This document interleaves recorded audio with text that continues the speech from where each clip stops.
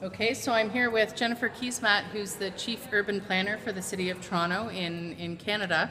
And we've just had an excellent day, Jennifer, of Canadian and Italian experts on urban planning.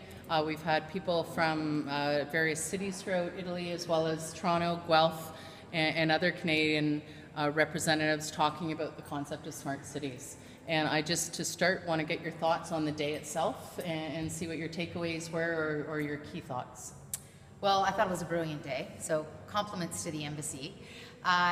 Very interesting conversations. What surprised me about the day today was the common themes and the commonality between the Canadian and the Italian experts. In particular, a real concern that as we talk about smart cities, that we don't lose our focus on people and planning places for people. That was a really strong emphasis, I think, that came through in all of the conversations, as well as the recognition that cities are really about democracy at a fundamental level. Cities are places where people connect, where they thrive, where they have an opportunity to interact, to raise your family, to go about your commerce. And there's really a shared vision, I think, of cities as sustainable places for people to thrive. And that was a theme that, you know, maybe I'm biased, but it seemed to be a theme that was a thread that you could pull through the entire day. Absolutely, and I think you certainly shared some excellent examples from your experience in Toronto that I thought contributed to that.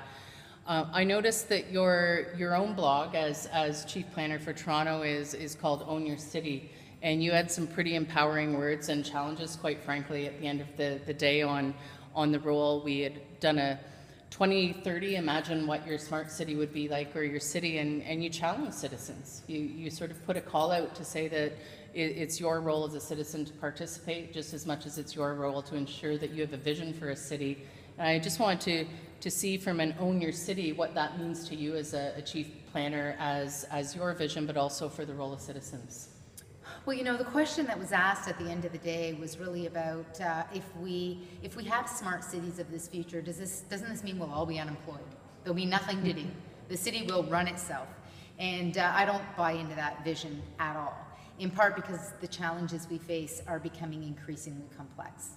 And as the challenges we face become increasingly complex, it becomes more and more important to be drawing in expertise from a variety of perspectives, building consensus around a vision at the local level in order to solve some of those challenges. So if we look at the implication of climate change, for example, as just one example, we know we're going to need to do a tremendous amount of work to adapt to our changing climate. We are learning constantly about how our climate is changing, what we need to do to mitigate the impacts of climate change. There's a lot of work to do. If we look at building better infrastructure, financing infrastructure, there's a whole discipline around how are we going to finance infrastructure in the 21st century. I learned today that this is as much a challenge for my Italian counterparts as it is for myself. This isn't a North American problem or a Toronto problem. This is a global problem that we need new financial models in the 21st century. Well, a lot of work needs to be done. So I believe there's a great opportunity for citizens, experts, residents to come together to take ownership over the future of our cities, to engage in city building, to bring all of our energy, all of our talents, all of our creativity to build a new expertise around what cities of the future will look like. We need all hands on deck because the complexity of the challenges that we face are of a magnitude that we need everyone at the table playing a role in solving those challenges.